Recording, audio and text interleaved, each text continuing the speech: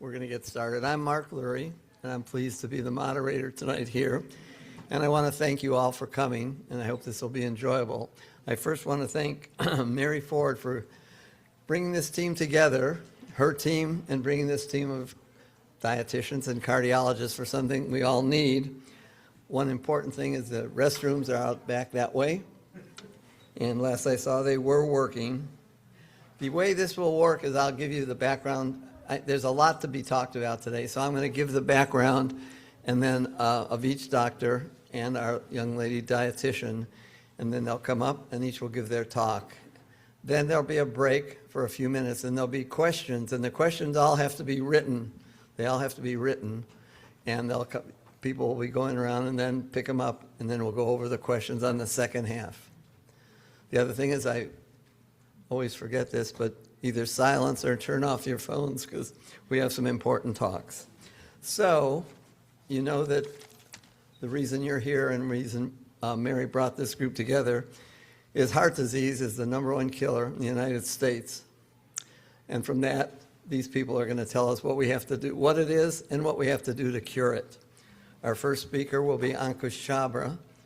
Sitting there, he's the, I think, there it is, the director of the Cardiovascular Institute. He's an interventional cardiologist, but also deals heavily with prevention, and he'll be talking about that. Next will be Erica Drost, which I think is one of the new things we have. She's a registered dietitian and nutritionist. She works with the cancer patients. She works with the cardiac patients. And that's something, just to digress for a minute, when I was training, I didn't know what nutrition was. And then when I was a resident, when I was doing my internship and residency at County Hospital way in the old days, they fed us at night when we were on call, and anything they could put in grease, that's what they gave us, whether it was greasy eggs, greasy bacon, and that's what I learned about nutrition and training.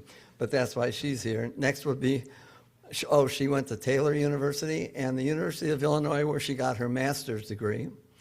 And then she came out here, and just like my wife and I, we couldn't leave after coming from Chicago, but it was a beautiful place. Next will be Mike Healy, one of the newer cardiologists here.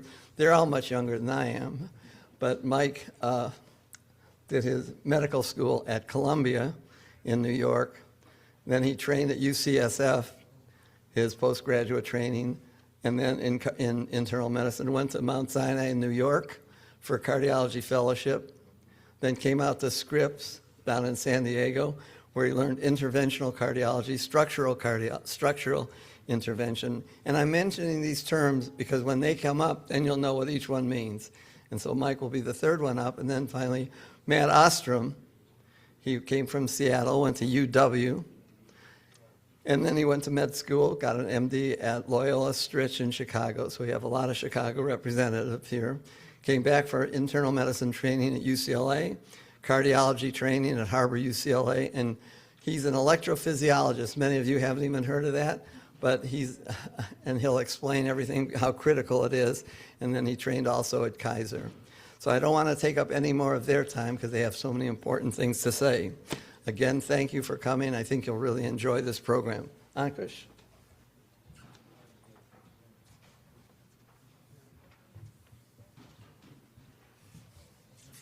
Great. Thank you, Mark. Before I get started, I just really want to thank Mark. Mark's been a great inspiration to all of us. You know, the most important thing he said, we're young cardiologists, which makes me feel good to still be in that young group. But Mark, thank you for all you've done in getting us to this point.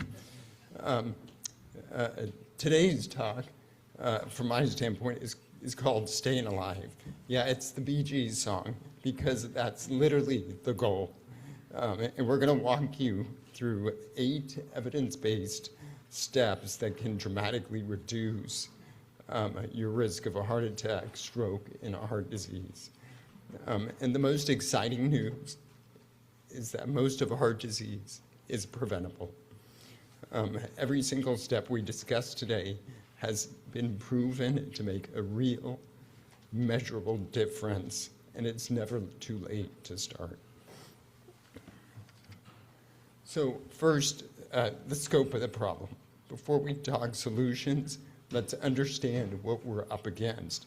Mark mentioned this earlier, that cardiovascular disease is the #1 killer on the planet. 19.9 million deaths a year from cardiovascular disease. That's more than cancer. And 32% of all deaths worldwide. If you think about that, 1 in 3 people die from heart disease.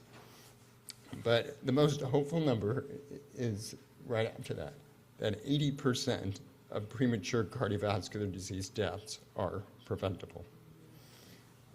So let's understand what we measure and how your doctor starts evaluating your risk. And these are some of the tools that we use when we're calculating your personal risk. We do this in our minds sometimes. The first score is the Framingham Risk Score on the right. It's the oldest, it's the most validated score. It was developed in the 1940s, and they've added a bunch of more factors into this risk score. And it gives us a 10-year heart disease risk. Another calculator that we use, and probably the most common calculator that we use, is the ASCVD, the atherosclerotic cardiovascular disease calculator. It's been updated many times by the American College of Cardiology, the American Heart Association. And it includes stroke risk, heart attack risk. And then on the right is the SCORE2 risk calculator, and that's actually what's used in Europe. And so at your next doctor's visit, you should ask, what is my 10-year ASCVD risk? What is my 10-year atherosclerotic cardiovascular disease risk? And if your physician hasn't calculated, it literally takes 1 to 2 minutes to do.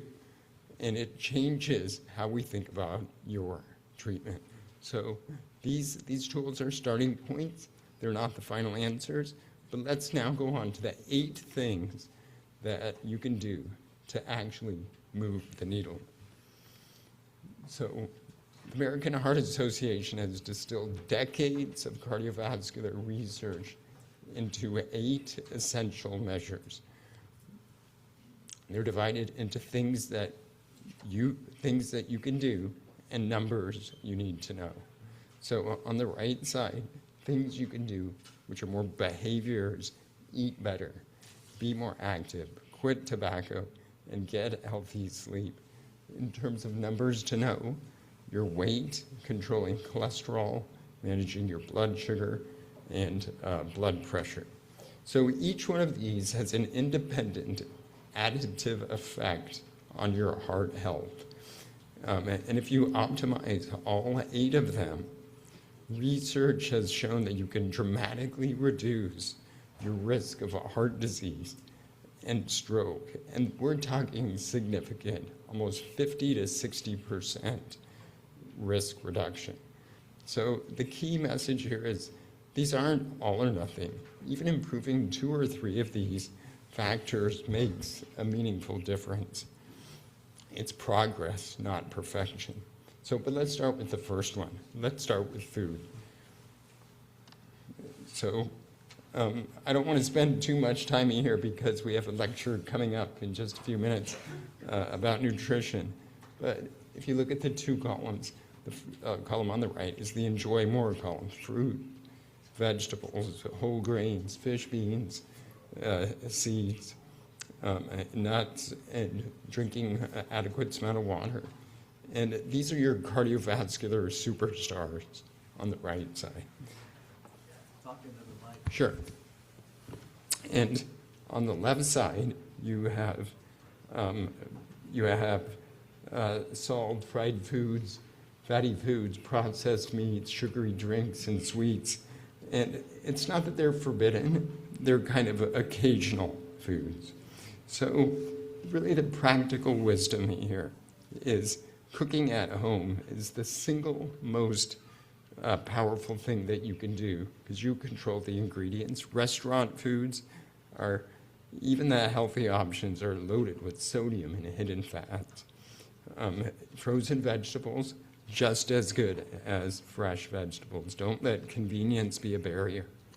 And then if you're shopping on a budget, canned beans, frozen fish, frozen vegetables, they're affordable, healthy options. And those are things to definitely consider. But the rule of thumb, and this is what I tell a lot of patients, if there are more than 5 ingredients that you can't pronounce, put it back on the shelf. And, there are a lot of different diets out there, and kind of the one that the American Heart Association endorses is the Mediterranean diet. There's the trial, the Preventive trial, that showed that this diet actually reduces heart attacks and strokes by up to 30%. And just as a plug, if you go to theheart.org, there are a bunch of recipes on that site. So heart.org/recipes, you'll see hundreds of free tested heart healthy recipes. So great eating habits are important, but they're even better when we pair them with the next step, which is physical activity. So the second thing, be more active. Exercise is medicine for your heart and your brain. And this is perhaps the most powerful and underutilized medication available, and it's completely free. So the goal is 150 minutes a week. That's about 30 minutes a day, 5 days a week, or you could substitute that with 75 minutes of vigorous activity. But the headline stat here is really that by achieving this goal, you can reduce your risk of developing cardiovascular disease by 25%. That's better than most medicines. So physical activity, it improves your blood pressure, lowers your cholesterol, your weight, your mood, your memory. It does a lot of good. But one of the other keys here is resistance training, and especially in the senior population, doing resistance training is very important because it can reduce your fall risk by 30 to 40%. So incorporate some type of resistance training into your regular exercise routine. And walking counts, swimming counts, dancing, gardening, playing with your grandkids, these all count. And if you can't do 30 minutes, start with 3 10-minute walks spread throughout the day. The best exercise is the one that you do the most consistently. So it's really individual. So now, if we go on to perhaps the most preventable, the one thing that's responsible for the most preventable cardiovascular deaths, and it's tobacco use. Tobacco is the single most preventable cause of cardiovascular disease. So if you smoke, quitting is the most impactful thing that you could do for your heart. All tobacco is harmful, all of it. Cigarettes, cigars, pipes, hookah, there's no safe form. The hookah myth is dangerous. One session can be equivalent to the smoke of 100 cigarettes. So even e-cigarettes are not a safe alternative. They contain nicotine and harmful chemicals. They've really been created by tobacco companies targeting younger users. And some of the practical advice, how to quit: set a quit date within 7 days of when you decide you're going to quit. Use social support, use family and friends to help you, and talk to your doctor about medications. Medications work to help you quit smoking. And there's a free resource. If you call 1-800-QUIT-NOW, they will connect you to local resources. There's free counseling. Oftentimes they can get discounts on lozenges and gums and things like that. So use the free resource if you can. So going on, something that people don't realize that's in the top 8 list from the American Heart Association is sleep. and I want to talk about that next and how it's now considered essential for cardiovascular health. Sleep was added to the American Heart Association's cardiovascular health checklist 2 years ago. And it was done because the evidence was too strong to ignore. The headline stat of chronic insomnia being linked to a 45% greater odds of developing or dying from cardiovascular disease cannot be ignored. It's not 5%, not 10%, 45%. So sleep hygiene is not optional anymore. And it's important because good sleep helps us develop stronger immune systems, improves our blood pressure. You know, with adequate sleep, you have this nocturnal dip in your blood pressure, which kind of allows your cardiovascular system to downregulate. Without regular deep sleep, your cardiovascular system is under chronic stress, and it increases inflammatory markers, and all of that causes premature atherosclerosis in cardiovascular disease. So sleep is very important. Some of the practical tips, consistent sleep-wake time, that helps even on weekends. Your heart clock lives on consistency, kind of like a toddler. And in terms of other tips, dim the lights 30 minutes before you go to bed. Avoid doom scrolling on your phone. We all do that. Create a bedtime routine. And then even though catching up on the weekends doesn't fully reverse the weekday sleep debt, it's better than nothing. So if you can, try to catch up on some sleep. So now I want to move on to the scale. And what I mean by that is weight and how weight affects heart disease. So a healthy weight protects your heart. And I want to start by saying weight is not a character flaw. It's really a medical issue that's confounded by genetics, hormones, medications, environment. A lot of things play into your weight, but it does matter for your heart health, and that research is undeniable. We know that obesity with a BMI of greater than 30 accounts for 60 to 70% of hypertension cases, 60 to 70% of a high cholesterol, and can increase your risk of developing diabetes by 80-fold. And we know that metabolically unhealthy patients can have central obesity, have a 3 times a higher risk of cardiovascular disease without even technically being obese. So it's another factor that comes in when we evaluate patients is where is the fat? Is it visceral fat or not? So BMI, it's a good tool, but it is a slightly imperfect tool for seniors.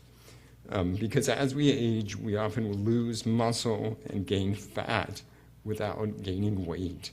So, when you talk to your doctor, talk about, bring up your waist circumference, because that's another sort of marker that we use.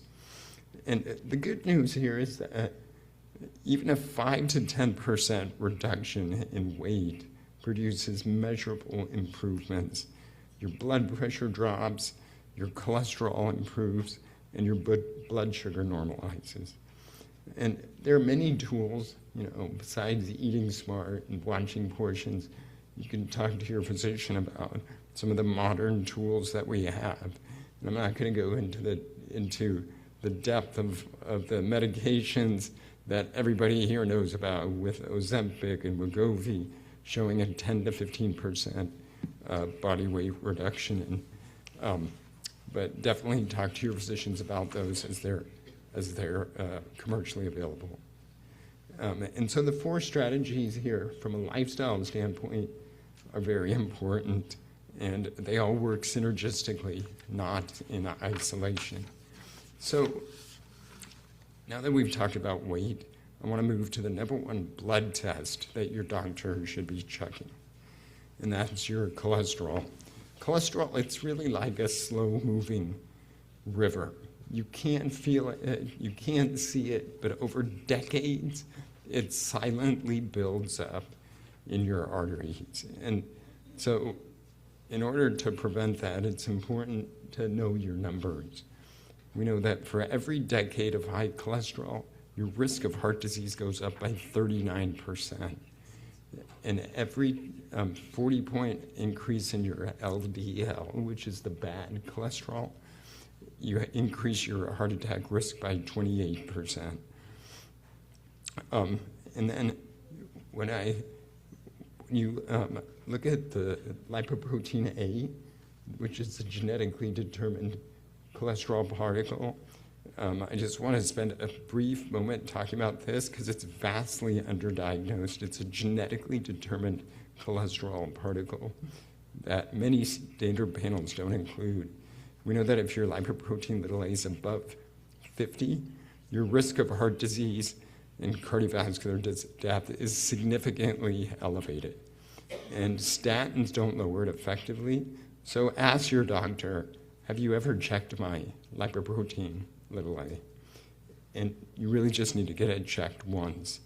So in terms of the numbers, an LDL of less than 100 is adequate for most.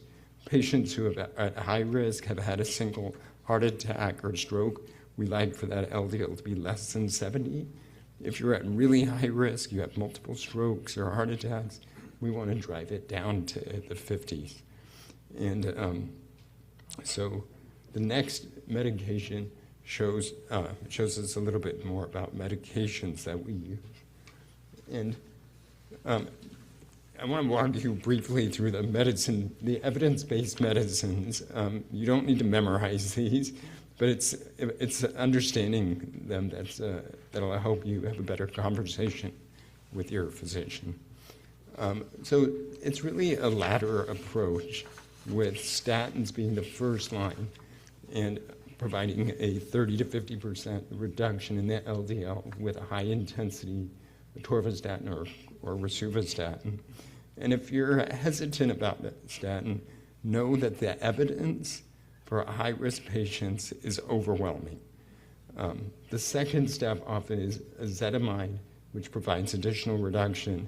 And then now we have PCSK9 inhibitors, which provide even more reduction via injections given every 2 to 4 weeks.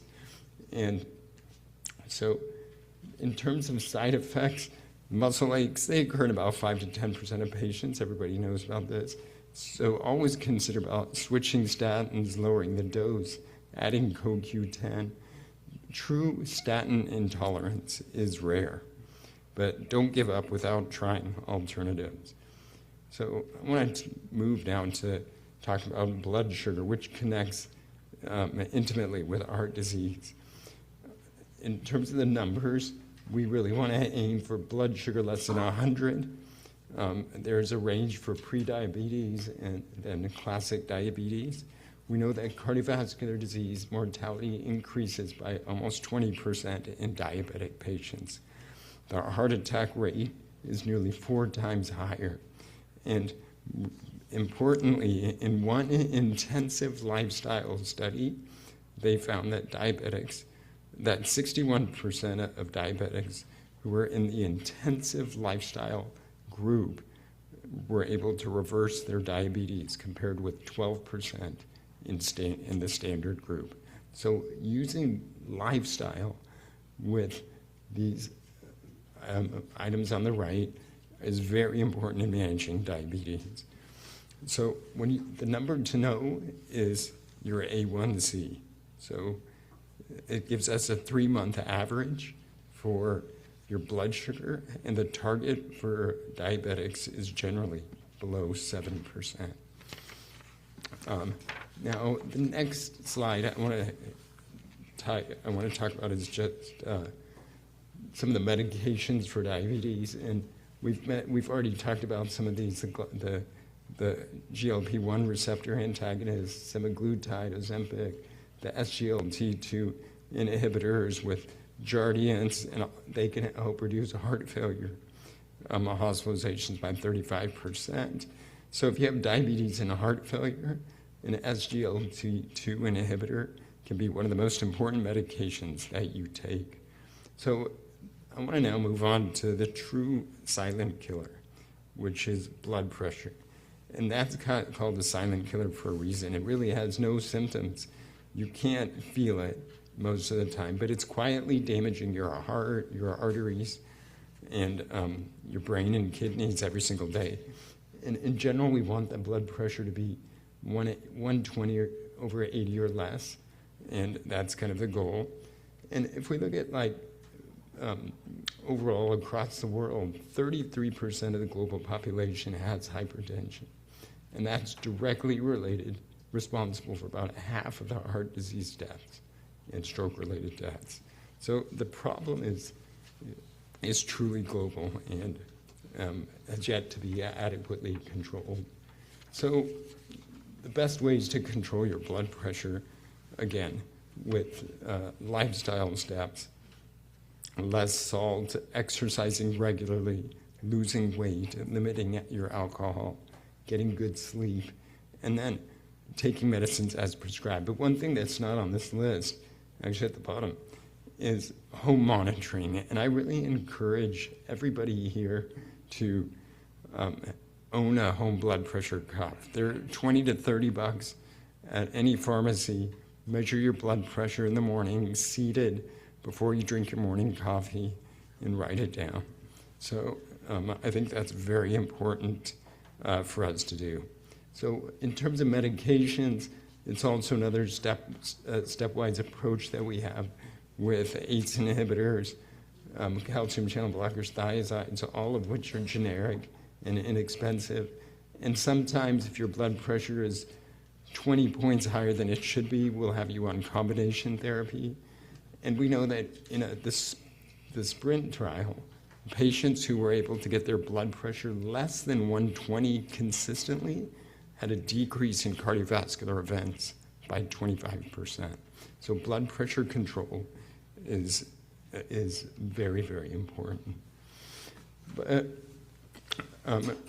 this is something I want to highlight that's not on the 8 items from the American Heart Association, and it's cardiac rehab. This represents perhaps the greatest missed opportunity in modern cardiology because cardiac rehab works. The evidence is overwhelming, and yet only 1 in 5 eligible patient enrolls. And so cardiac rehab, what is it? It's basically monitored, it's a medically supervised program for monitored exercise training, education, nutrition, counseling, and it typically is 36 sessions.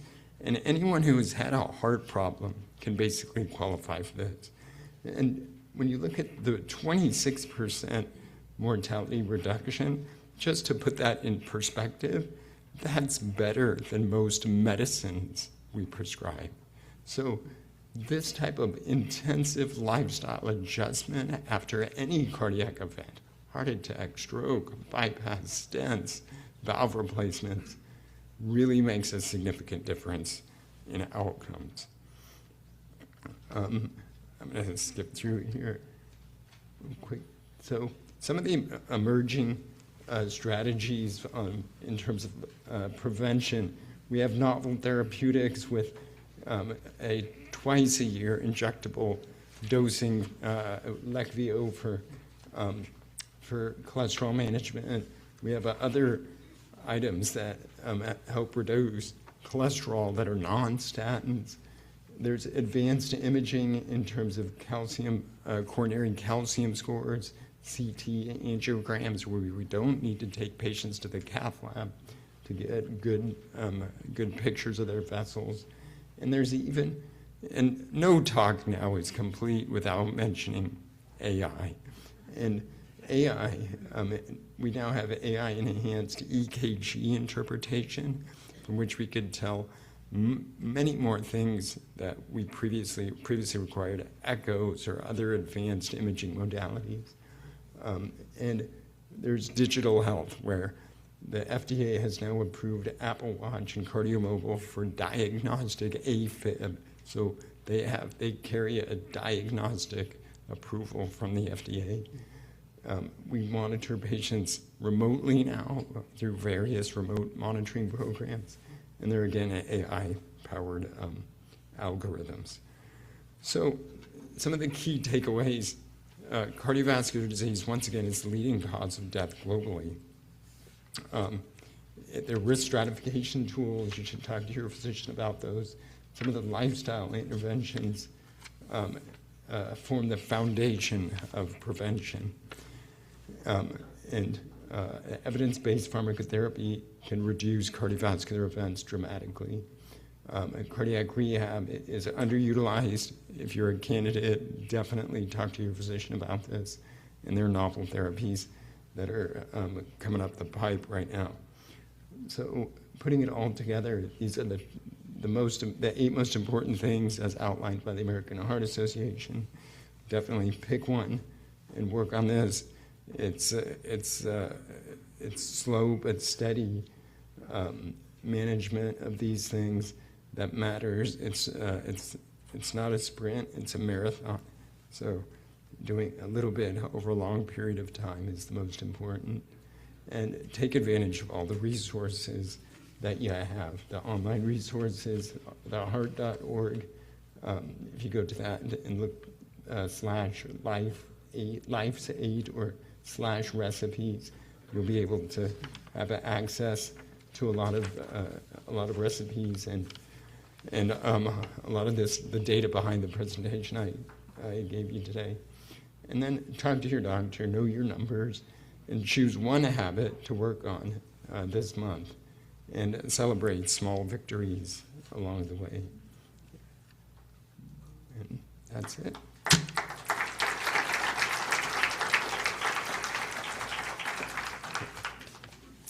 Okay. Are we doing questions now or later? Okay. I just want to remind the speakers, make sure it's hard, but stay with the microphone, because the people that are Zooming can't hear. Is this good? Everyone can hear? Great. Very good. Thanks for having me. This is one of my favorite topics to talk about, all things heart health. So, we'll dive in. So just a quick overview.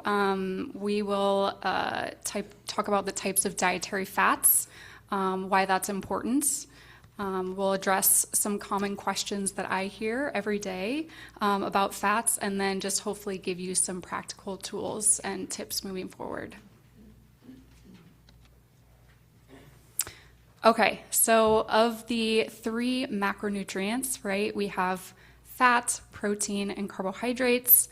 Fat is really the most relevant one here when we're talking about heart health. So we'll talk in a bit about carbohydrates, but really to understand your heart health risk, we have to understand fats. So very simply, we can divide fats into 3 categories. So we have saturated fats, unsaturated fats, which is further broken up into subcategories of monounsaturated fats and polyunsaturated fats, and trans fats. So because of their chemical structure, saturated fats are more solid at room temperature, and diets that are higher in saturated fats are linked to an increase of LDL cholesterol, which is what we quote-unquote say our bad cholesterol is, which therefore increases your risk for heart disease and stroke.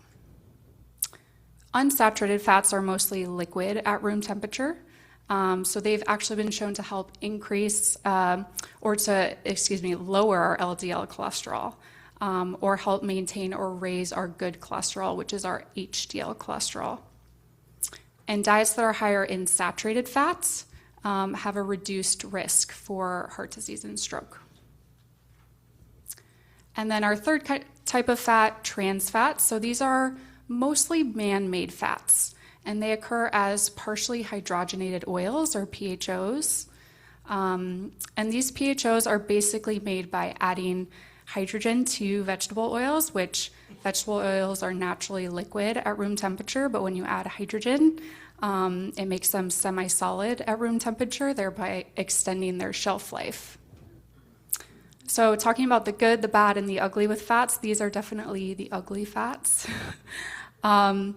The FDA actually banned trans fats from foods, from the food supply back in 2019. So for the most part, it's not a huge issue anymore. But the caveat is that there are other countries that have not banned, so things that are imported might still have significant sources of trans fats. And if the package says that the product has 0 grams trans fat, legally, that product is still able to have 0.5 grams per serving. So you just have to read the ingredients list to see if there are any of those PHOs listed. So just as a really simple visual, right, we are wanting to avoid trans fats, we are wanting to moderate saturated fat intake, and we are wanting to enjoy unsaturated fats. Okay, so for saturated fat food sources, the vast majority of saturated fats in our diet come from animal foods, mostly red meat and high-fat dairy. So red meats are any beef, pork, or lamb, right? And then processed meats, which are typically mostly red meats, but not always. So processed meats like sausage, bacon, hot dogs, deli meats, bratwurst, chorizo, right? Not an exhaustive list. And then even for leaner meats, right? Like chicken or turkey, eating them with the skin on them, or that will be higher in saturated fats than eating without the skin. And then the type of, like the part of the bird, right? So, you know, the breast will have less saturated fat than like a leg or a thigh. And then for full fat dairy, so you think of things like whole milk, or full fat yogurts or butters or creams, those are all higher in saturated fat. There are some plant-based sources of saturated fat, mostly from coconut oil and palm oil. But to complicate things a little bit more, not all saturated fats are created equal. I won't spend too much time on this slide because we don't have time to get into the nitty-gritty details, only to show that there are different types of saturated fats. Some are more beneficial than others, right? So the ones that seem to be the most harmful to cholesterol and heart health, these are the long-chain saturated fats that come from palmitic acid specifically, from things like meat and dairy and palm oil, and not so much of a concern for more short-chain or medium-chain saturated fats from like coconuts and fermented dairy. But at the end of the day, these are all in the saturated fat category, right? So we want to still look at them through the lens of that, the yellow traffic light, right? And enjoying them in moderation. Okay, moving on to unsaturated fats. So these are our heart-healthy fats, right? We want to choose them the most often. And unsaturated fats can be broken down into 2 categories: monounsaturated fats and MUFAs, and polyunsaturated fats, or PUFAs. More fun to say. MUFAs and PUFAs. So first, MUFAs, you can find them in things like oils, like olive oil and canola oil. Nuts, right, like almonds or cashews, peanuts, pecans. Seeds, like pumpkin seeds, sesame seeds. And then, of course, like nut butters, almond butter, peanut butter, and olives. And then we have our PUFAs. So PUFAs can break down into 2 other subcategories. So we have omega-3 and omega-6 fatty acids, which I'm sure a lot of you have heard of. You can get omega-3 fatty acids from things like fatty fish, right? Specifically things like salmon or mackerel, anchovies, sardines, and herring. Those 5 are higher in omega-3s. Plant sources as well have a little bit of omega-3s, things like flax seeds, chia seeds, hemp seeds, and walnuts as well. And then omega-6 fatty acids, you find these in certain oils, like sunflower oil, safflower oil, corn, soybean, sesame, and a little bit in seeds and nuts as well.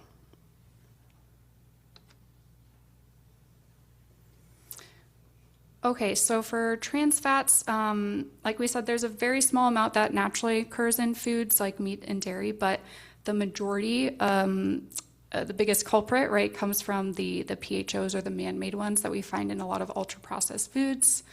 Not an exhaustive list, right, but these are some food sources that might have higher levels of trans fat.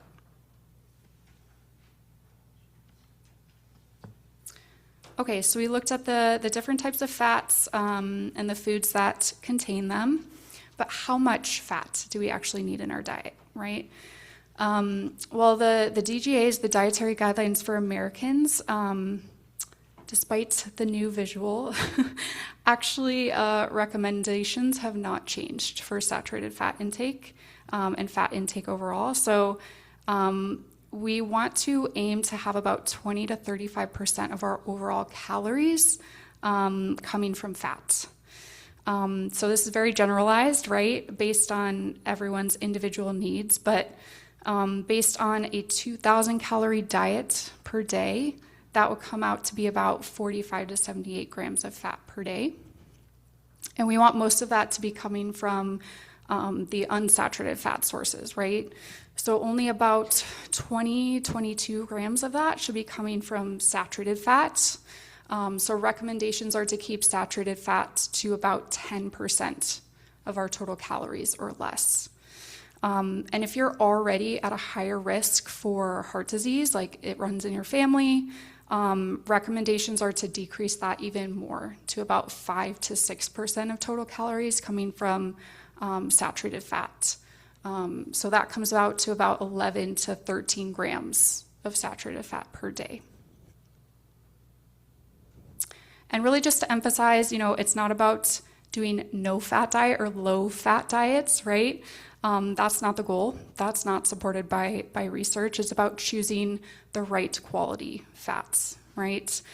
Because fat is essential, right? And there are essential fatty acids, meaning our body is not capable of making on our own, so we have to get them from our diet.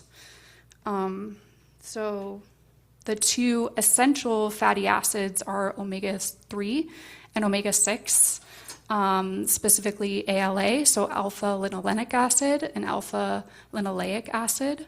And ideally, we want our ratio of those 2, the omega-6 to the omega-3 ratio, we want that to be about a 4-to-1 ratio in our diet. The typical American diet is around 15-to-1. So we're eating a lot more omega-6s than we need. But, and I get this question a lot because regarding omega-6 rich oils and things like that, a lot of people are concerned about, inflammation and like omega-6 seed oils in particular causing inflammation. So people are worried about oils, right? Are oils good to eat? Are they bad? Which one should I choose? So this is a breakdown of oils, right? And the different types of fats in each oil.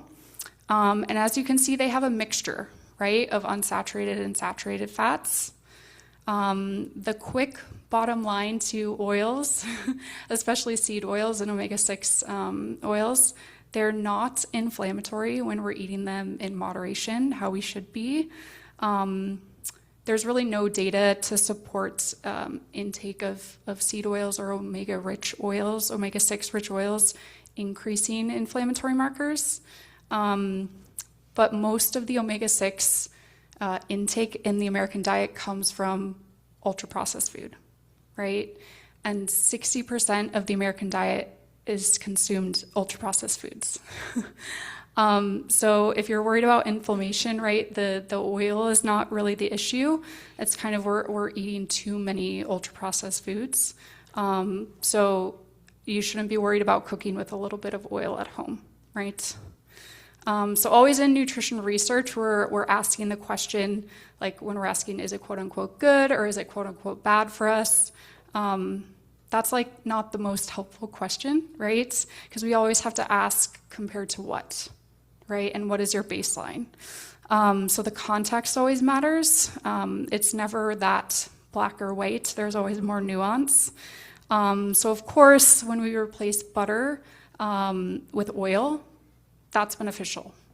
We see that in the research, right? When we replace saturated fat with unsaturated fat, we see benefits in heart health, right?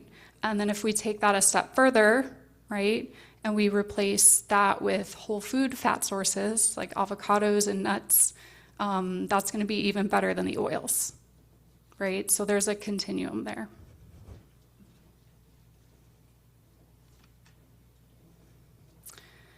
Okay, so more questions I get, I'm going to need your help, and I know you all have the slides there, so you might have already looked at the answer. But if you haven't, I'm going to need your help. So what about cholesterol in foods, right? So show of hands, raise your hand if you think this statement is true. If my cholesterol is high, I need to avoid foods like eggs and shrimp. We have some brave hands in the audience, I see. Okay, so this is not necessarily true, right? So a lot of people will say, I can't eat eggs, or I can't eat shrimp, I can't eat eggs because my cholesterol is high. More nuance than that, right? So actually there's no recommended daily limit for cholesterol. There used to be in the dietary guidelines like a limit for 300 milligrams of cholesterol per day. We've since removed that from the DGAs because there was a lack of evidence connecting cholesterol-rich foods with elevated blood cholesterol. So dietary cholesterol, so like the cholesterol content of foods, has much less of an impact on our actual blood cholesterol levels than we previously thought, because we now know that saturated fat, or the types of fats in our diet, has a bigger impact on our blood cholesterol. Now, that doesn't give us free rein to just eat as much eggs and shrimp as we want, especially considering that the foods that are typically have dietary cholesterol in them have some kind of saturated fat too. So it kind of goes together a little bit. But we don't need to be scared of them or fearing them or completely eliminate them from our diet. But again, this is really, really individualized. So, if someone typically doesn't eat eggs, right, and then suddenly they eat an egg a day, maybe their cholesterol will be affected, right? Or if someone's baseline is eating a 3-egg omelet every single morning and then they cut back to nothing, that might have some impact, right? So again, it's hard to say a black or white statement, but, context matters, and the types of fats in our diet. So typically, focusing on that saturated fat is much more impactful than the actual cholesterol content of foods. Okay, what else can I do to lower my cholesterol? Show of hands if you think this statement is true. Adding foods high in fiber can help lower cholesterol. Oh, okay, more hands. Yes, this is true.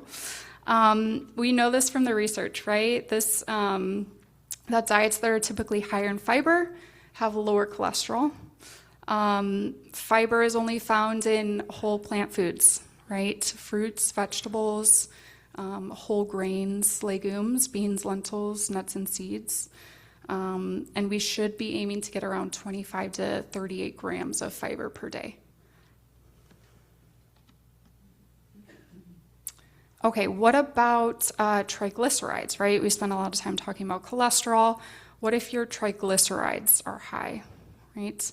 How about this statement? Eating a diet high in added sugar and refined carbohydrates can contribute to high triglyceride levels. That is true, yes. So definitely being mindful of healthy fats is still going to be important for triglycerides. But in addition to that, carbohydrates turn out to be important too. So if you're at higher risk for developing heart disease, the American Heart Association actually recommends limiting added sugar to about 5% of calories. So that's around like 25 to 36 grams of added sugar per day. And trying to choose whole grains versus refined grains, right? So whole grains being things like the whole intact grain, like rolled oats or brown rice or whole wheat pasta or quinoa or farro, buckwheat, all of those things. Versus refined grains, so those being things like processed snacks, baked goods, white breads, white pastas, that kind of thing. And it's also important to limit alcohol consumption because that can contribute to high triglycerides as well. Okay, can I increase my good cholesterol, my HDL cholesterol? What do you guys think? Yeah, okay. It is much harder to do, but yes, you can. But actually, one of the best ways to increase HDL cholesterol is not through diet, but through physical activity. So aerobic physical activity, anything that makes your heart pump, that you're sweating, brisk walking, running, cycling, swimming, those are all really, really important for your HDL cholesterol. Threw a trick one at you at the end, not food. Okay, so just to reiterate, diet is only one piece of the puzzle. There are many lifestyle behaviors within our control that affect our lipid levels.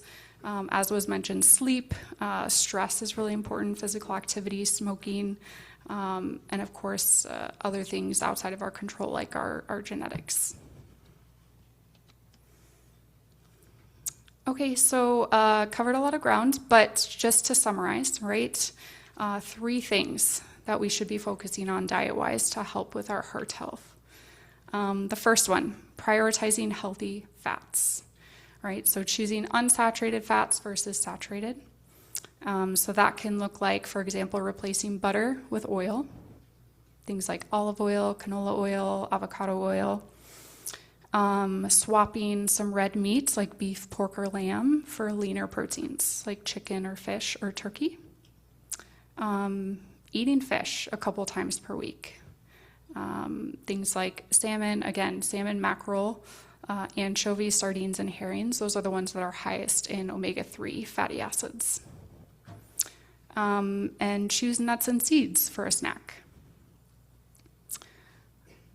So the second point, boosting your fiber intake, right? So that could look like choosing more vegetarian sources of protein at your meals, right? Enjoying more beans or lentils or tofu or tempeh or edamame, soy products. Having vegetables and fruit with every meal, right? Looking down at your plate and asking yourself, do I have some color, right? To tick that fiber box. Again, swapping refined grains, white bread, white pasta, white rice for whole grains, brown rice, whole wheat bread, whole wheat pasta, quinoa. And then adding things where you can to your meals like seeds, chia, hemp, flax. Those are really, really rich sources of not only good fats, but they also have fiber and protein, kind of a 3-for. So adding those to things like oatmeals or smoothies or baked goods, salads, really, really good options there. And then thirdly, cutting back on added sugar and refined grains, right? So seeing where you can add more natural sources of sweetness in dishes like bananas or applesauce or dates, maybe using those in some desserts or recipes instead of added sugar. Really trying to cut back on the sugar-sweetened beverages, right? So not doing too much soda, trying to do less Starbucks and added sugar coffees, that kind of thing, swapping for sparkling water or unsweetened teas. And then try and swap your processed snacks for whole food snacks. I think a lot of times in our minds we equate snack with something in a box or a package like goldfish or pretzels, right? But a snack can just be a mini meal, right? Mini whole food. So think of things like veggies and hummus, or some apple slices and nut butter, or some whole grain crackers and guacamole, right? Replacing some of the maybe sugary cereals in the morning that are a lot of people consume on a daily basis for even a cereal that has less added sugar, or like a homemade cereal, granola, or oatmeal with berries and added nuts and seeds. Okay, that's all I have. Thank you for having me. Well, happy to answer questions during the Q&A, but just wanted to plug, we do have, if you want to speak to a dietitian one-on-one and you have specific questions for yourself or a loved one, you can always make an appointment and we would be happy to follow up with you. Thank you.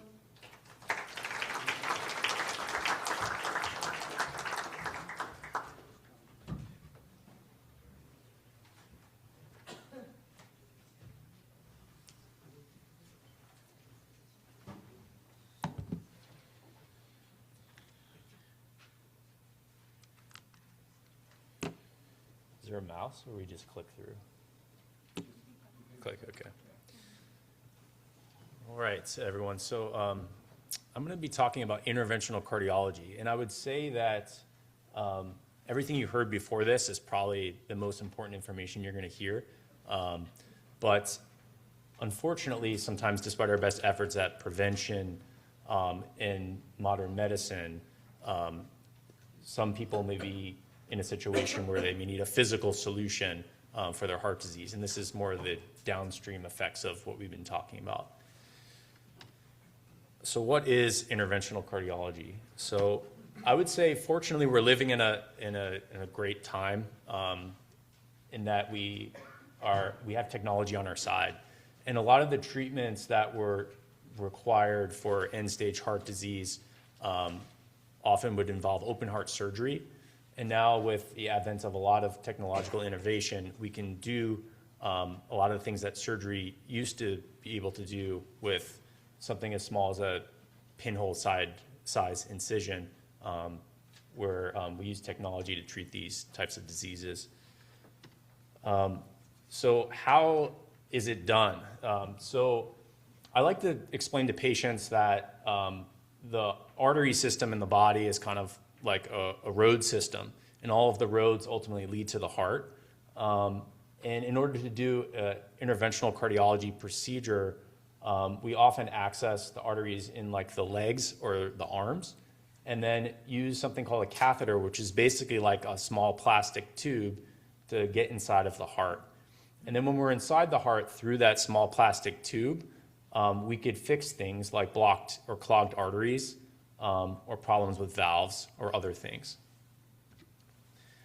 So the way we do this is someone is often undergoing a procedure where they may receive some mild sedation, and they lay on a fancy table that has a bunch of monitors, a whole team of nurses, doctors, and technicians in the room, and a x-ray machine that kind of circulates around the patient, and sometimes ultrasound machines as well. And then the doctors are then able to visualize the body from the inside on these monitors and use a different series of tools through these tube systems to treat different forms of heart disease. So what type of conditions are sometimes treated with interventional cardiology? Well, the most common one that you all, I'm sure, have heard of is a heart attack. So what that is, about all the talk we've had so far about diet and lifestyle and cholesterol comes to a crux when it starts to build up within an artery, and then it suddenly can become blocked because some of that cholesterol plaque can rupture, and a blood clot prevents blood flow in coronary arteries. So what are the coronary arteries? I kind of think of them as like the gas lines to the heart muscle. There are 3 of them, and they supply the oxygen and nutrients to the heart muscle so it can beat. And when one of them gets blocked, suddenly that's what causes a heart attack. And as many of you know, the most classic symptoms a patient may experience are extreme chest pain or difficulty breathing at that time. This is an emergency, as we all know, and time is of the essence, and an interventional cardiology procedure is often what is required in order to treat the heart attack before it becomes too late. So what happens is that the doctor will get access into those coronary arteries and find the area that may be blocked, remove that blockage, and then oftentimes they have to put a scaffold called a stent inside the artery to prevent it from reblocking up. And that is essentially the procedure that often will happen if someone is suffering from a heart attack and they come to the hospital. Now, arteries can also get blocked slowly over time, and this can also present with similar type symptoms of like chest pain or difficulty breathing. But those are treated slightly differently. It's often not an emergency, and we usually try to treat those conditions first with medicines. But if medicines aren't enough and the condition progresses, we may also use some of these interventional cardiology type procedures and have to put in a stent to open the artery up to preserve some of the function of the heart muscle and improve someone's symptoms. So another important structure in the heart are the heart valves. There are 4 main valves in the heart. I like to think of them as doors between the heart chambers as the blood kind of circulates through the heart and then ultimately out to the rest of the body. And there are 2 main ways that valves can become damaged. One way is that the valve can become stuck in a more closed position, and that's what we call stenotic. And the other way a valve can become damaged is that it can leak, and blood may then circulate and go backwards instead of going forwards, and that's what we call regurgitation.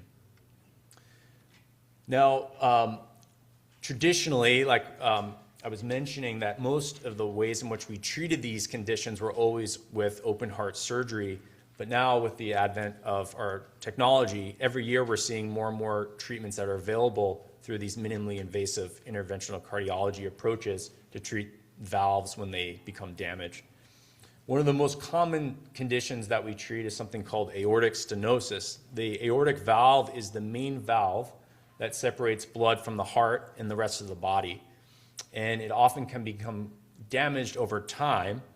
And when it becomes so damaged that it's not opening much at all, that's when patients may start to feel symptoms and it can become deadly. So it's very important that we try to recognize these things in advance, and then when we do recognize them, to know that there are treatment options available, and usually what that is a valve replacement.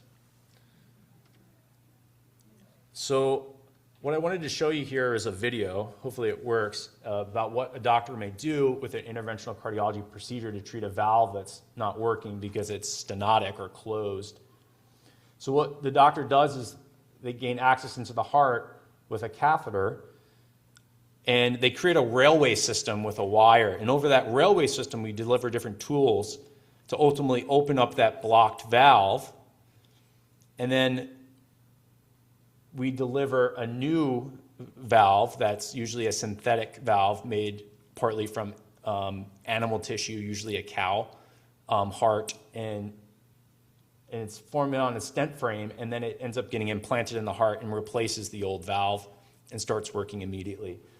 This procedure, which used to be done with open heart surgery, would often require patients to be in the hospital for about a week. There'd be a long recovery time, and some patients may not even be a candidate for the open heart surgery procedure because it be really difficult to recover from. Now with this procedure, which we call a TAVR, where we use interventional cardiology to implant a valve, patients may come to the hospital in the morning, And by the next morning, within less than 24 hours sometimes, they're discharged from the hospital and they're walking out. We've had patients where they come in and they get this valve replacement, and then the next night they're out to dinner with their friends. So it's quite remarkable.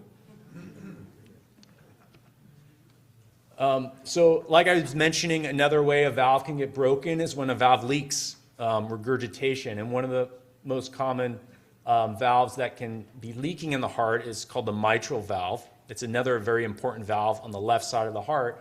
And if it's damaged, then blood gets pumped backwards towards the lungs, and patients can become very short of breath and have and also tired.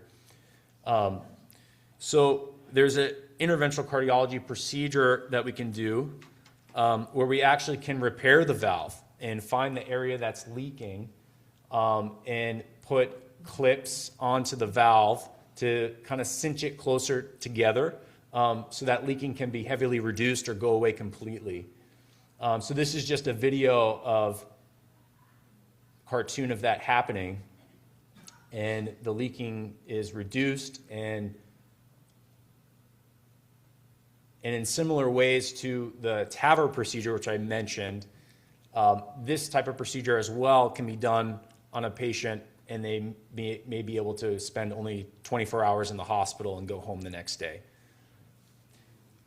The field is rapidly advancing with technology, and I just mentioned kind of two of the things that we do with valves, but it seems like almost every year new technology is available where we're able to replace valves in all different locations in the heart. And I think it's a really exciting time because we're able to treat a lot more people than we used to be able to treat because you don't have to get open heart surgery. And we can improve your quality of life substantially with these things. So I think the takeaway from this, I just want to stress that the prevention piece is really key. But there are these interventional cardiology procedures that we now have that allow us to treat patients, which we previously never were able to do. So I would just want to make you aware of the symptoms to watch out for, the things that you probably have already heard of, but chest pain, difficulty breathing, but sometimes it's just feeling tired. That may be one of the most common symptoms that patients tell me when they have one of these valve problems is that they just kind of slow down. And sometimes that's hard to tease out from just getting older and lifestyle change. But talk to your doctor about it if you're feeling any of these symptoms. And definitely ask about these minimally invasive options that we now have available at Torrance Memorial because it could really make a difference for you or your loved one if you are unfortunate to develop these conditions. Thank you.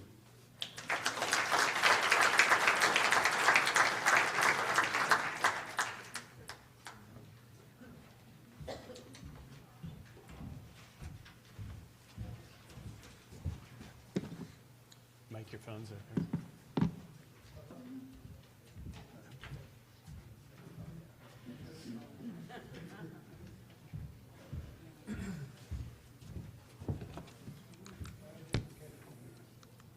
Okay, can you guys hear me okay? Yeah? Staying awake? Almost there, last talk of the night. My name is Matt Oster. I'm one of the electrophysiologists here at Torrance Memorial.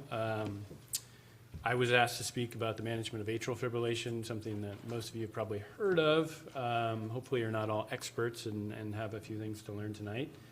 So we'll just dive in. Atrial fibrillation, or AFib, is the most common type of cardiac arrhythmia. It affects about 6 million people in the United States. It's estimated to increase to probably 12 million by 2030. So it's really, kind of epidemic proportion type of disease process. 40 million people worldwide are afflicted with atrial fibrillation. AFib it's a problem with how your heart beats, or sort of an electrical problem. So it leads to a dysynchronous or irregular heart rhythm, essentially an inefficient heartbeat, which can alternate between rapid heart, slow heartbeats, irregular heartbeats. It may start suddenly and terminate. It may progress. I think the important thing to know is AFib is a progressive disease, and so it's important to identify and treat it when it's when indicated. So a normal heart, most of us are born with a normal electrical system in sinus rhythm, where you have a nice rhythmic conduction from the top of the heart down through the top chambers, through the middle of the heart, and then into the ventricles. And you have a nice looking EKG like this on the bottom.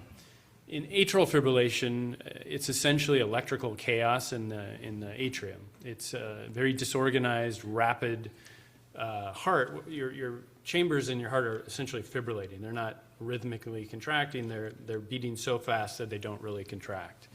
And it manifests as a very irregular, funny-looking ECG, and like I said, electrical chaos in the top chambers in the heart.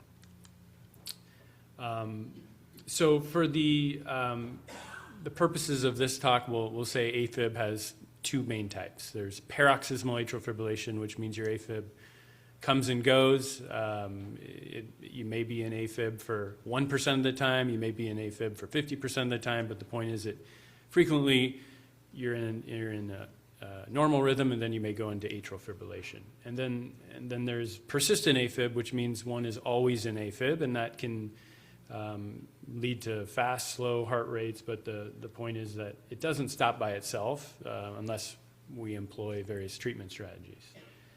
I'm going to skip that. The patients who have AFib frequently will complain of symptoms. These symptoms, if you listen to Dr. Healy's talk, they're certainly nonspecific. They're not specific for atrial fibrillation. So patients may complain of irregular heartbeats, heart palpitations, pounding, fluttering, flip-flopping, may complain of some shortness of breath, chest pain, chest tightness, sometimes dizziness, lightheadedness, fainting can go along with AFib. And then I think importantly, patients may have no symptoms. And we know that probably 2/3 of patients will present with symptoms. 20% will have very severe symptoms that may lead them to call 911 the first time they've had it or present to the emergency room.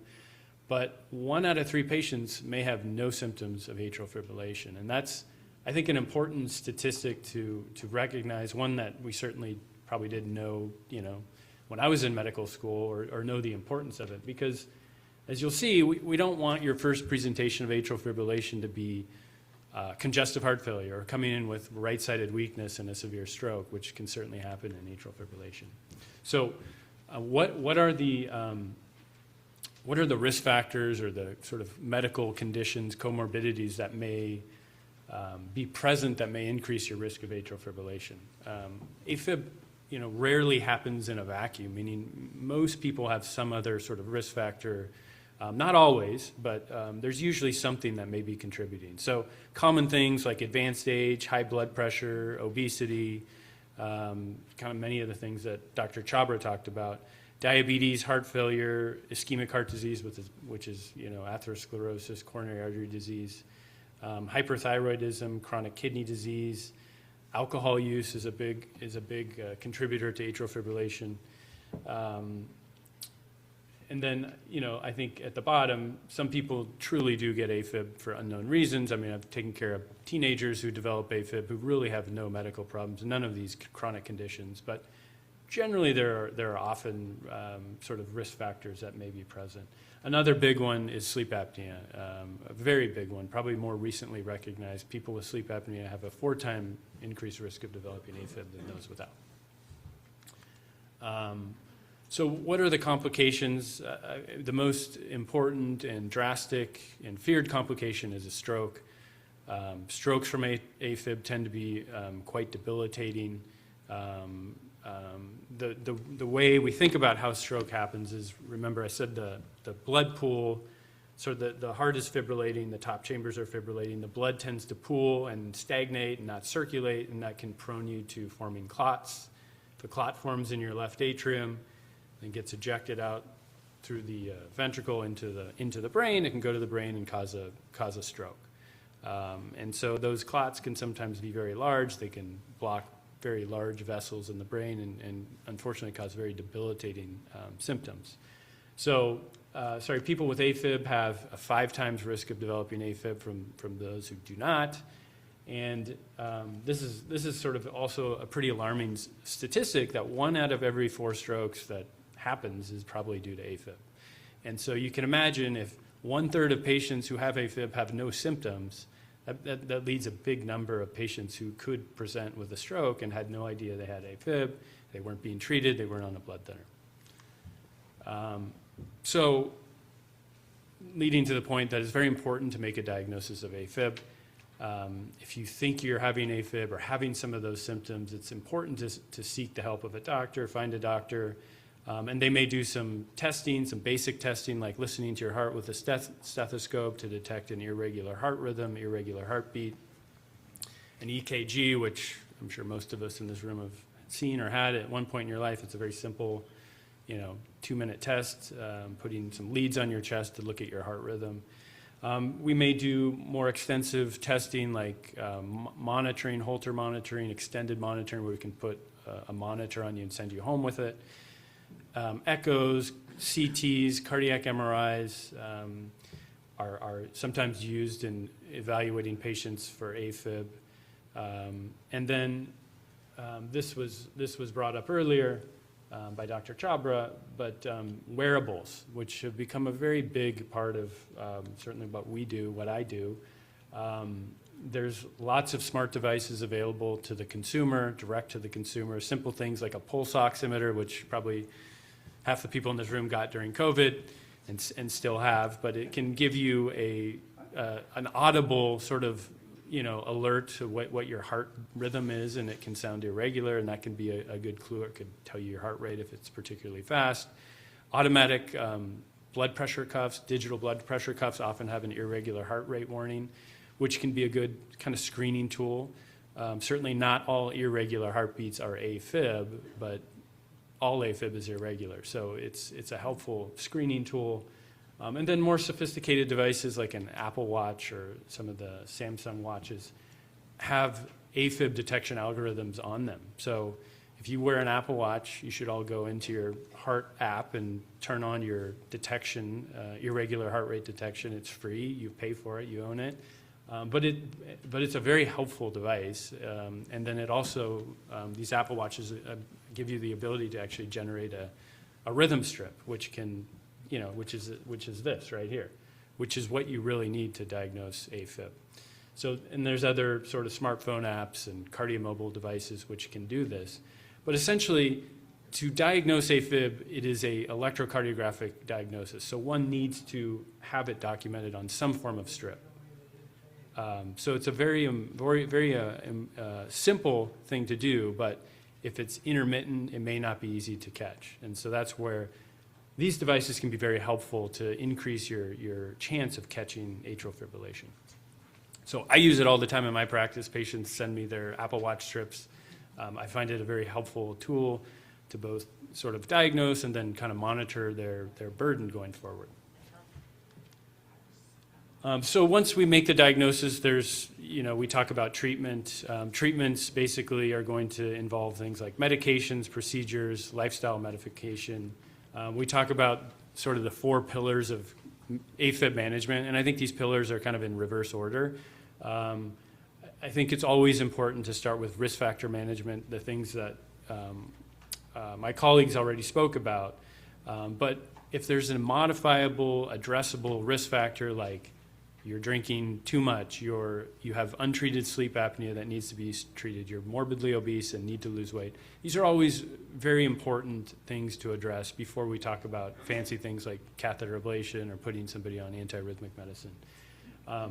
Stroke prevention is a big deal, obviously. So if the patient has a risk of stroke, we want to intervene. We'll talk about that. Rhythm control and rate control we'll talk about as well. So risk factor management, I don't think we need to dive too deeply into that. But if you're hypertensive, see your doctor, get started on some hypertensive medications. If you need to lose weight,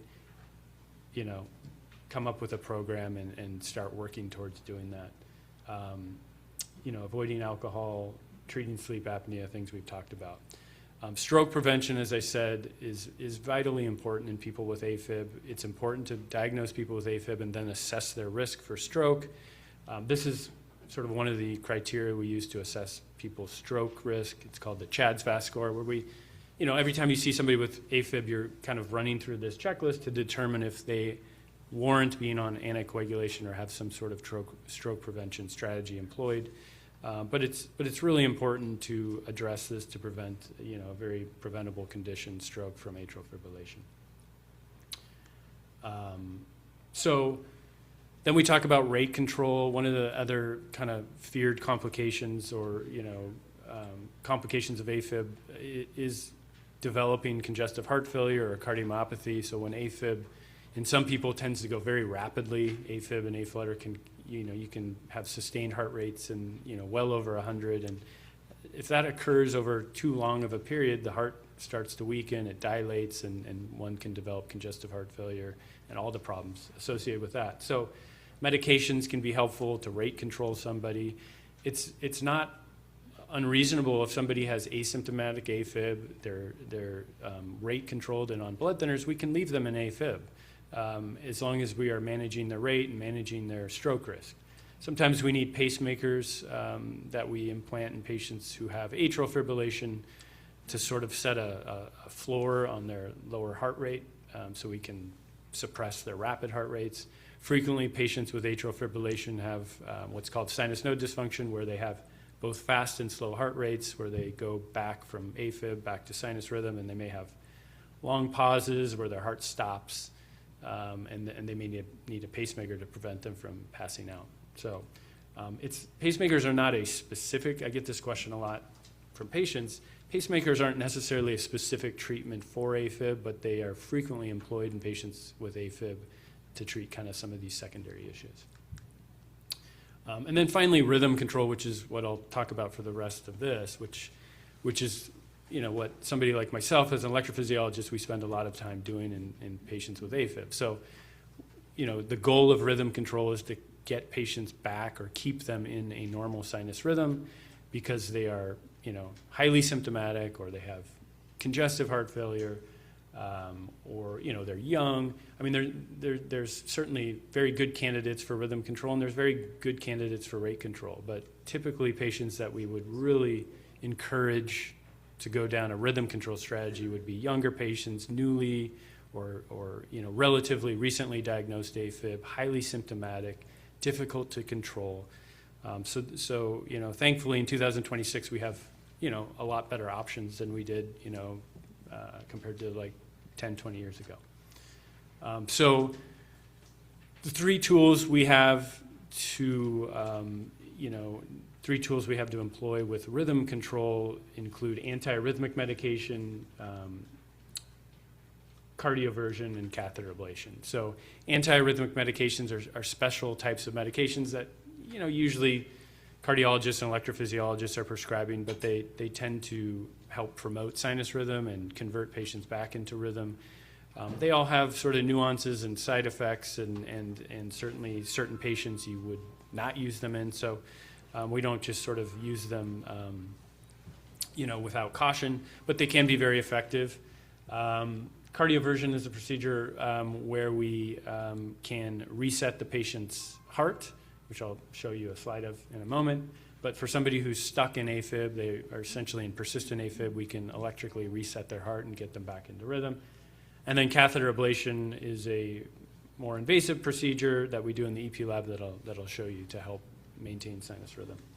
So a cardioversion, we've probably all seen in the movies or TV shows where somebody comes in and gets paddles on their chest and, deliver a shock and reset their heart. That's usually for ventricular tachycardia or ventricular fibrillation, but we use the same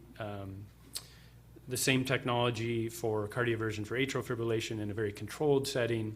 If somebody sees me in the office who has persistent AFib, and this is often a very easy way to sort of start out seeing if we can get a patient back into rhythm. It's non-invasive. It's generally very safe. You're sedated for 5 minutes. You wake up, and usually you're back in sinus rhythm, and we can employ that with other things like antiarrhythmic medications, and sometimes that may be all we need to do. And so I think the most advanced therapy we have in treating AFib is catheter ablation. Catheter ablation is a minimally invasive procedure that we do in the EP lab. It's, like I said, used for patients who probably don't want to take meds or failed meds or are still having symptoms through meds. And the goal is to really keep them in rhythm, and we do this by taking them to the lab and applying energy inside the tissue, which I'll show you, to create small areas of scar in certain areas of the heart to prevent the triggers that cause AFib. So we do this in the EP lab, and I'll show you kind of some slides for that. So the types of ablation energy that we have traditionally used are thermal types of thermal-based energy. Radiofrequency ablation is sort of the first type of catheter ablation we did. It's been around for decades. It uses essentially heat to scar the heart tissue, and then the sort of counter to that is cryoablation, which we freeze, so we can deliver very cold energy into the heart, and it causes scar by freezing the tissue. And so these are great. This is what we had up until maybe 2 years ago.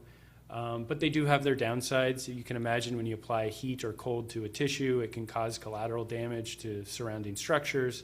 That's always the fear anytime we do ablation in a very thin-walled structure like the left atrium, is we can injure the esophagus or the nerve that controls your diaphragm and your lungs. And so, one always needs to be careful and understand the anatomy and where you are. But now we have a new form of ablation called pulse field ablation, which we've been using here at Torrance Memorial for probably about 1.5 years, and it's really kind of supplanted a lot of what we used to do with these technologies.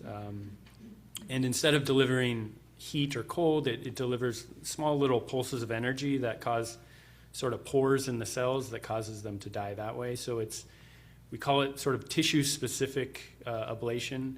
It sort of specifically is dialed to treat the cardiac tissue and doesn't injure like the esophagus that runs right behind the left atrium. So what is an ablation procedure? This is very similar to what Dr. Healy discussed. It happens in the EP lab, which is similar to the cath lab. But you're on a table. We get access through the veins typically. Dr. Healy would probably be going through your artery. We rarely go in the artery, and we usually stay in the veins. So the veins, as opposed to the arteries, the veins dump into the heart, but on the right side of the heart. So we come in through the right atrium here, up through the vena cava, through the veins down in the legs, and we can put catheters up into the heart, and that's how we do our work. So we will, specifically for an AFib ablation, we generally come up into the right atrium, we cross to the left atrium through what's called a transeptal puncture, and then we can deliver our catheters to the left side of the heart, which is generally where we need to be for treatment of AFib. So I'll show you more specifically what that looks like. This is sort of the entrance to our EP lab, the Heart Rhythm Center. Some of you have maybe been in there in this room. But this is what our lab looks like. And I always get this when I see patients come back from an ablation. So I'm going to tell you, so if one of you ever ends up in the EP lab, you won't feel maybe as intimidated. But most people say, wow, I walked into that room and I was really intimidated. There's just a lot of things going on, a lot of equipment, a lot of screens, a lot of stuff in there. And so there is a lot of stuff in there, and it takes a lot of technology and people to do what we do in there. But there's multiple sort of imaging modalities we use. We use fluoroscopy or X-ray. That's what this big tube is here. That's how we can X-ray the heart and see the catheters. We use intracardiac ultrasound, which is an echo or an ultrasound of the heart that we put inside the heart. We can see the heart beating and the chambers and the catheters. We use three-dimensional mapping. So this is the control room, which is on this side of the EP lab. So these are our staff in here. We have a mapper who's running the three-dimensional mapping system, which helps us see where our catheters are, see where the electrical signals are, and we will actually map the chamber that we're treating. And then we're measuring the electrical signals here with electrograms.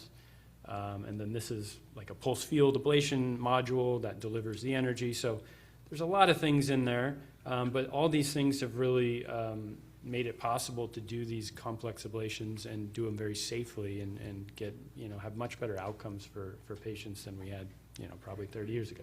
So this is one system that we use. This is a pulse field ablation. It's called the Fairwave catheter. It can form sort of a flower. It forms a basket.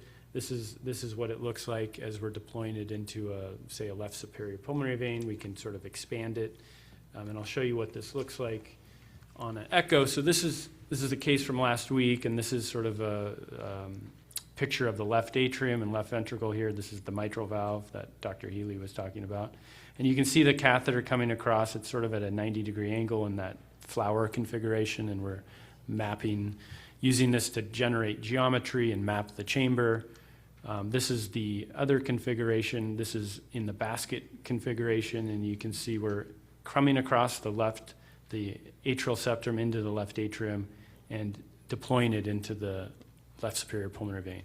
And this is what it looks like as we're generating the map. So this is that guy you saw sitting in front of the screen. He's running the mapping system for me when I'm in there moving the catheter. And you can see it's going to generate the right superior pulmonary vein. We've sort of mapped the left-sided veins and done ablation. The red is ablation. Then you can see it sort of expands out, and it will create that geometry, which is the left atrium and pulmonary veins. And that sort of allows us to map the signals in the vein beforehand, and then we'll deliver the energy, and then we'll map it afterwards and demonstrate that we've isolated that vein and gotten rid of those electrical signals, which we think cause the AFib. So this is all, really amazing technology that we use in the EP lab, and it's really revolutionized the way we do things. So similar to how Dr. Healy can replace an aortic valve and the patient can go home the next day, we can do this all, minimally invasively, and the patient often goes home the same day and hopefully has, a lot less AFib or no AFib. So this is a patient from last week who had both AFib and aflutter. And this is just sort of what the maps look like afterwards. These gray shells, these are the shells of the left atrium and right atrium. And so what we've done is isolated the 4 pulmonary veins in the heart, the superior vena cava, and we've done a flutter line. And these red lesions represent ablation lesions. So, and then when we see, no signal in the red, that means the vein's isolated and should be quiet, and AFib shouldn't be able to start there. So ablation is generally, quite minimally invasive these days. Recovery is pretty quick. Usually after an ablation, we have to have you lay flat for 5 hours because we put some pretty big, sheaths in the veins, and we don't want you to bleed after. And you're on blood thinners through the procedure and during the procedure. But usually people go home that night or go home the following morning. Often you'll likely stay on all the medications you were on that you came in, and then we can talk about coming off meds if that's appropriate. And, people are back to kind of light activity in a couple of days and usually back to the gym and exercising after a week. So it's a very quick recovery, and, it tends to be pretty effective for most patients with AFib. So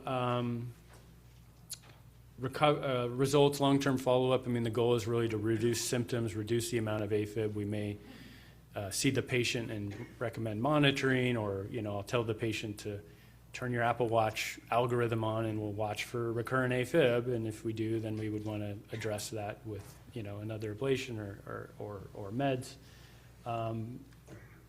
And I think we're kind of running late. So I will end here, and I will just say that, I think patients with AFib, as I said, rarely, AFib rarely occurs sort of in a vacuum. There's often other circumstances. It kind of involves a complex group of doctors and subspecialists. The patient may come in through the ER, through the primary care, but eventually they'll probably get referred to cardiology or electrophysiology, and then we will probably work on risk factor modification, losing weight, sleep out, whatever needs to be addressed. But the goal is to really make the diagnosis and intervene early and hopefully prevent some of these downstream complications that can happen. So I will stop there, and I think we're going to do questions. Is that right?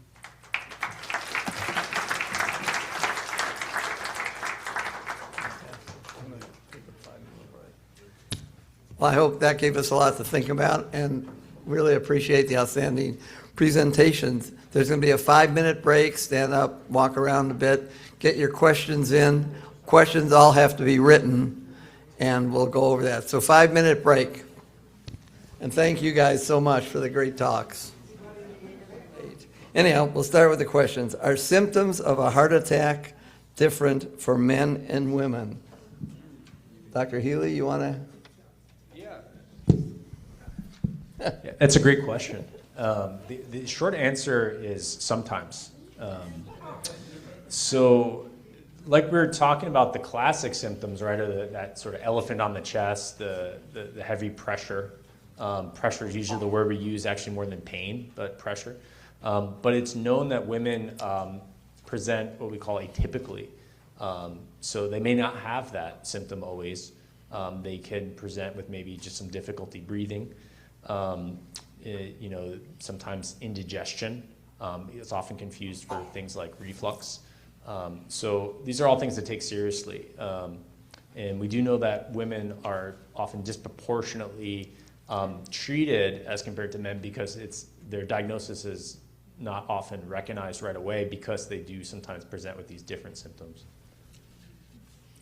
Thank you. Is that okay with all you guys? I thought that was pretty complete. Here we have a question for our dietitian, which is really a new addition to the programs I've been in, and I greatly appreciate your work.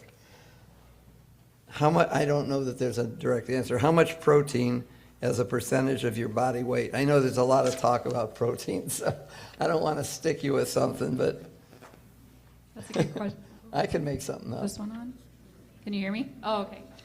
Yeah, it's a great question. Short answer, it depends. Definitely depends on your age, your activity level, other comorbidities, right? If you have renal issues, that matters.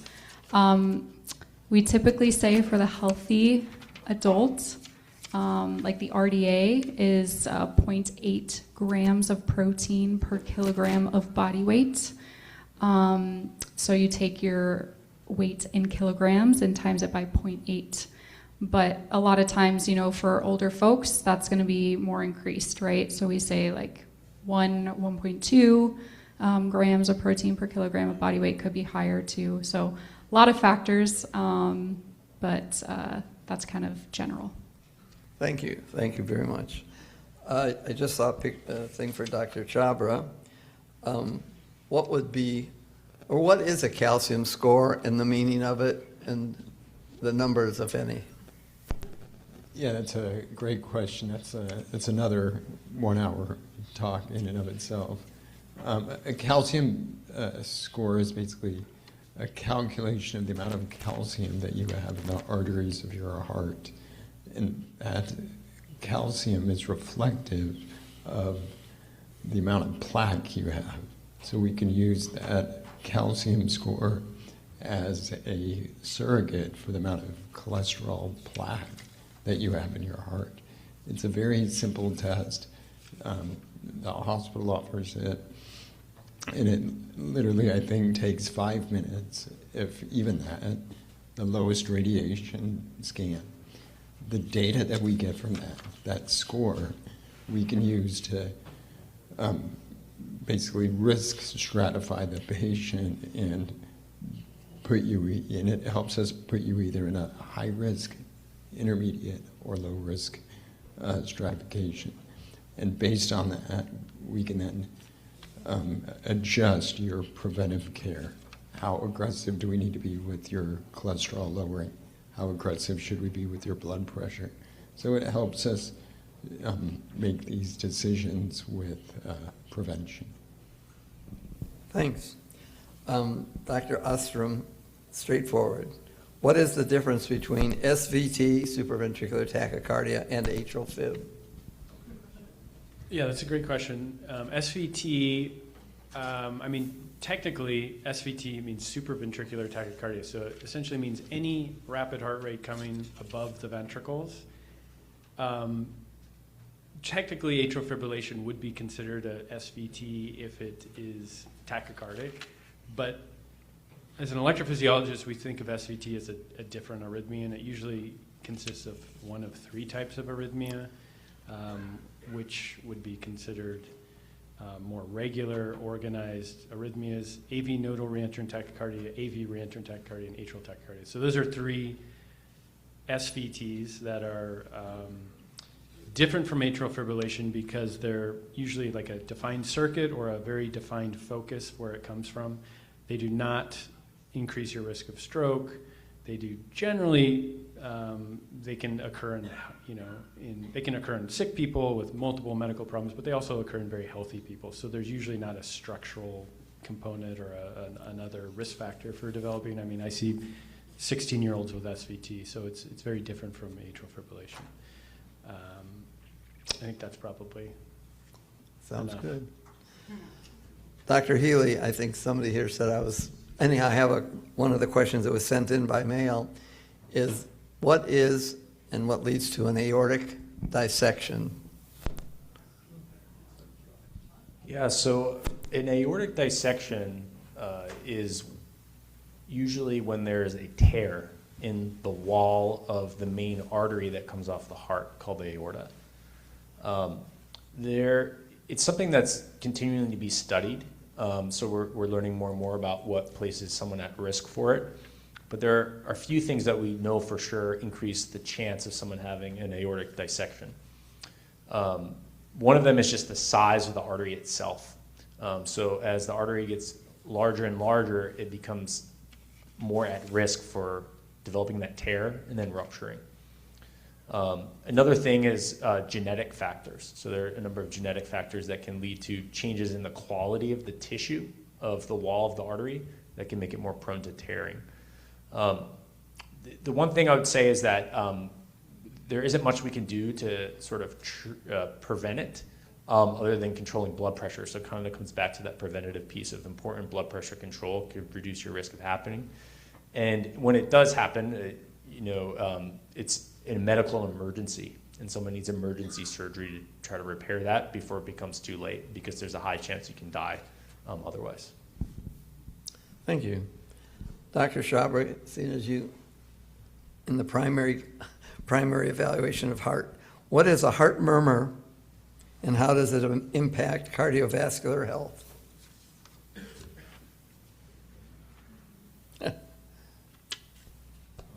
Okay, so heart murmur is usually a sound that you appreciate, a physician appreciates when you listen or auscultate the heart, and that sound reflects the blood flow across the valve. In some cases, the murmur can be reflective of the valve narrowing, which would be something like Dr. Healy was talking about, aortic stenosis. So the valve narrows. That usually gives us a very characteristic sound or a characteristic murmur. We can also hear the difference if the valve is leaky. So there's a different sound that we hear. Those sounds are called murmurs.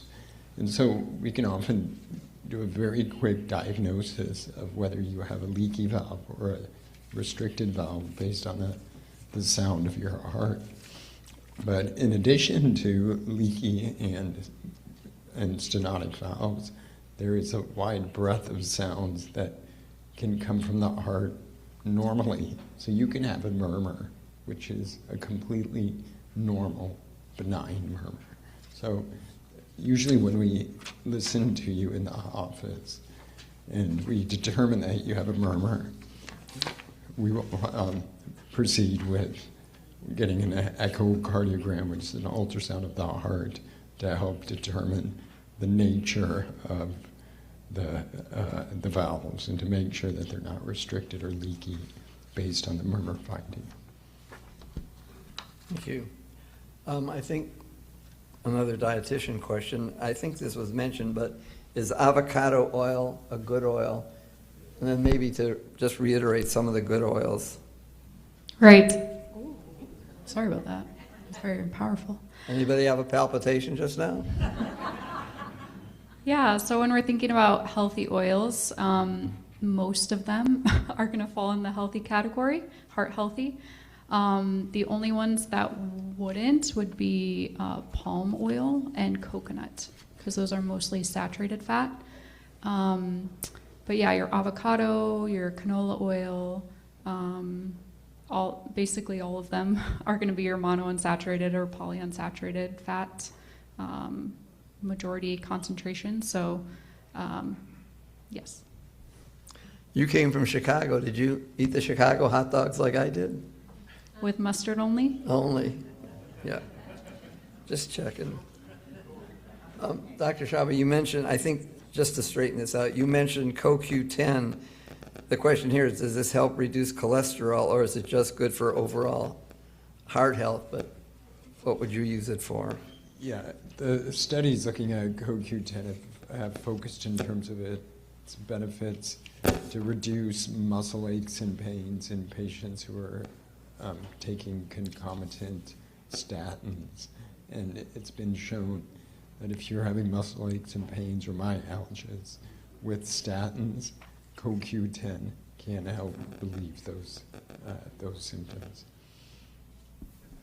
Dr. Ostrom, can caffeine trigger an atrial fib event?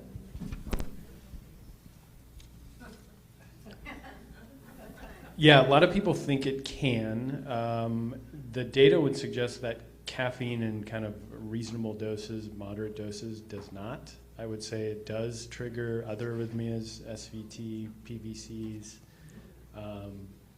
But I actually don't tell patients with AFib that I say you can have a cup or two of coffee. I don't think you should be drinking, Monster energy drinks or 4 Red Bulls a day, because maybe that could. But yeah, the data does not suggest that caffeine is a big risk factor for AFib. Alcohol, Yeah. certainly is. The data is very clear there. So cutting down on alcohol can really help people who have Sure. paroxysmal atrial fibrillation.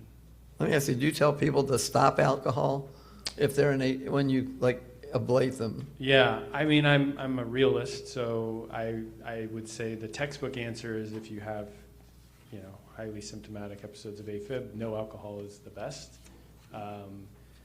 But avoiding binge drinking is certainly, a good start, and trying to cut it down to a very low or, low amount of alcohol is the best.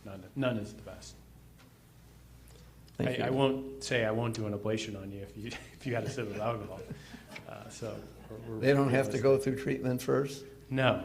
It's not like weight loss. Okay. Dr. Schaber, is there any treatment for lipoprotein A elevation, obviously?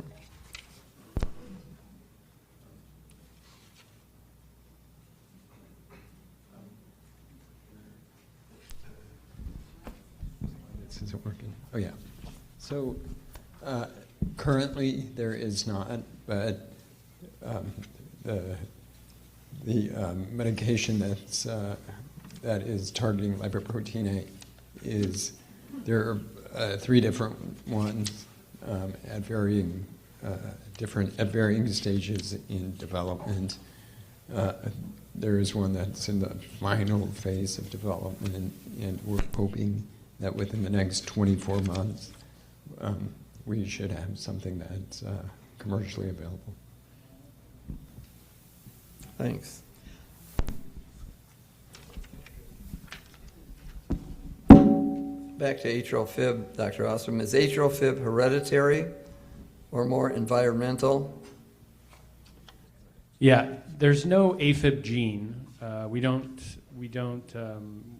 can't genetic test somebody for AFib, but there's clearly probably, as I mentioned, most patients, is this on still? Yeah. Most patients tend to have risk factors. Rarely do you see AFib happen, in a vacuum without any identifiable risk factor.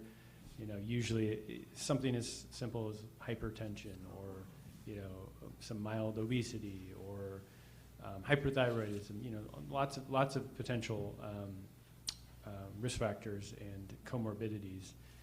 But there are rarely patients you see who really have, they're not over 60, they have no medical conditions, and they develop, AFib in their 30s. And those people frequently, I will say, well, do you have a family history? And it's very common that people have parents or siblings who have also had AFib, and that may be their only risk factor. We don't really use it as a traditional risk factor where we're assessing AFib, and I think it's probably an area that is going to be researched further. But at this point, I would say AFib is much more commonly seen in patients who have, I'm not saying environmental, but other medical conditions. The caveat, the other issue that we didn't talk about, but it's probably worth mentioning, is there is, if I look at most of the patients I have with AFib who have hypertension and they may be overweight and they have sleep apnea, they're generally not, marathon runners, right? They're probably on the other end of the spectrum and more comfortable watching Netflix for 4 hours than out exercising. But there is a subset of patients who exist who are probably over-exercisers. So these are the weekend warriors who do century rides on their bike, or they're ultra marathon runners, or they're rowers, or did collegiate rowing, and then when they get into their 40s and 50s and 60s, a lot of these guys develop AFib, and they're probably only risk factor that I can determine, or that we can determine, is they probably, it is possible to do too much exercise. So too much exercise over too much time tends to be a risk factor for developing AFib. So, Thanks, Matt. We have time for one more question. Not to say you shouldn't exercise. You should exercise.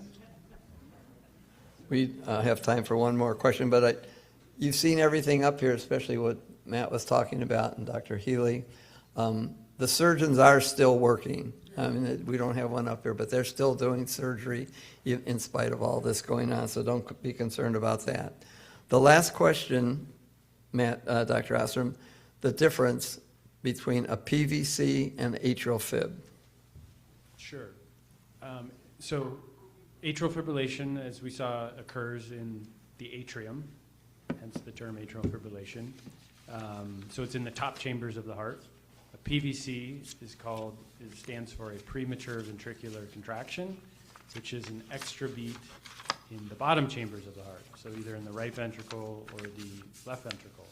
So completely unrelated to AFib, but another cause of palpitations or irregular heartbeat or fluttering, very common, generally fairly benign, but there are a subset of patients who have very frequent PVCs and can develop cardiomyopathies or congestive heart failure, or develop, one PVC is a single beat, but if you have multiple PVCs, that can lead to non-sustained ventricular arrhythmia or ventricular tachycardia, which can be a very serious and life-threatening condition.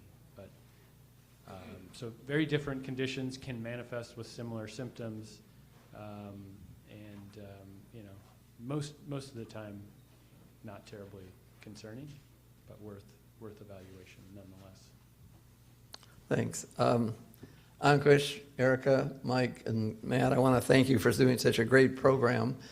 But I also want to thank you. You've really brought this program in Torrance to just high quality. I hope people realize the nice thing about having people as talented as this in our whole department is that you don't have to go up the 405 to have anything taken care of. These guys really handle it. It's a great department, award-winning, and I want to congratulate you. And I want to thank all of you for coming and supporting Torrance Memorial Medical Center. Thank you.